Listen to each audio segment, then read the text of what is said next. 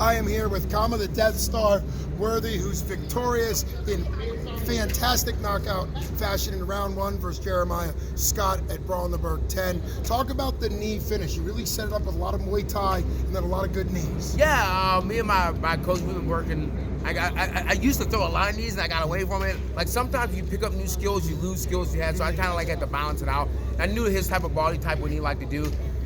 So yeah, like a lot of different type of knees, like straight knees and then knees that go up to the chin and stuff like that. So that was the plan. I hit him in the liver, but I watched his video. When he gets hurt, he like starts spinning like Tasmanian devil. So I knew like as soon as I hit him in the liver, I said he gonna spin, he gonna spin, he gonna spin. So luckily I had my hands up and stuff, and yeah. Well, that was something I picked up on, that you used a really fluid high guard, you know, which was really great because he hit, I think, 4 spinning attacks, a couple elbows, a couple punches. Even after the knee landed and he was going down, he still threw another one. He was a warrior. I mean, I'd seen him. He had never. I don't think he had. I think he only been TKO once, and like he'd been subbed 2 or 3 times. But he was tough. Like he doesn't just go away. And that's why when I was offered that fight, I was like, yeah, like, you know, I'm not gonna go to the guy with a losing record or something. But I'm like, no, he's tough. Like he's a solid guy. I'm like, yeah, he had pro boxing and pro kickboxing experience. I wanted to make sure I still really wanted it hungry. So I like it. Well, something that you've talked about when you won the belt, and I'm talking about your defense of the title for 247 against Adam Ward.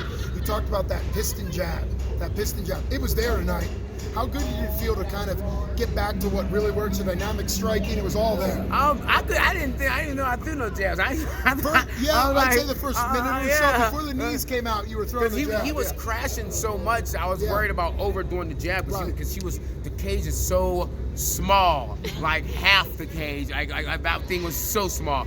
So every time he would crash, I was like, well, if he's gonna crash, I'm just gonna split him with knees. And I do that a lot in my training and stuff. So I just kept doing that and throwing T2 stuff. So.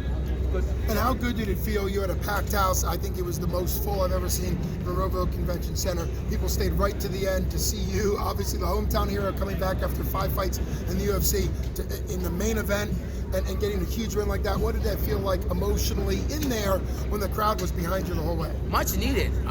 You'd be like, I tell a lot of people, oh, I do. Like this sport can drag you high, can take you high, and can drag you really, really low. I mean, like, but luckily, like when I went to Vegas and my last camp, I got to talk to a lot of guys. Like I talked to what's his name, Reyes a little bit. I talked with Dominic Reyes. Yeah, I got to talk with what's his name, lost Tyron Whitley. He got knocked up by Mass with the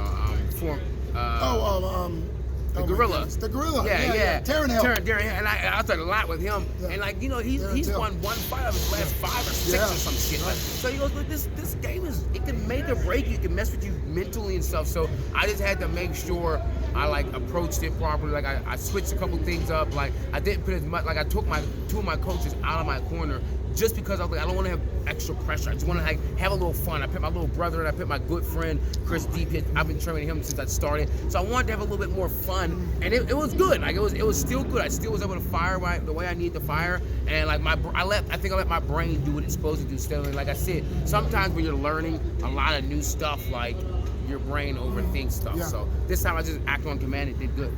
Well, you were super fluid, like you're saying. It kind of looked like you had a joystick attached to you and somebody was going like that. So congratulations to you, and obviously to the Academy. You run an incredible gym.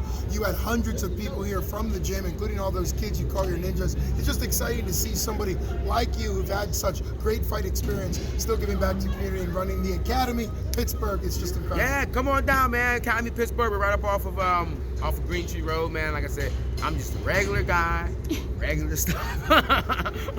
Just happen to be here. Well, thanks for coming on the show. It's always a pleasure and honor. Thank you so much. No problem, Khama the Death Star Worthy. Thank you.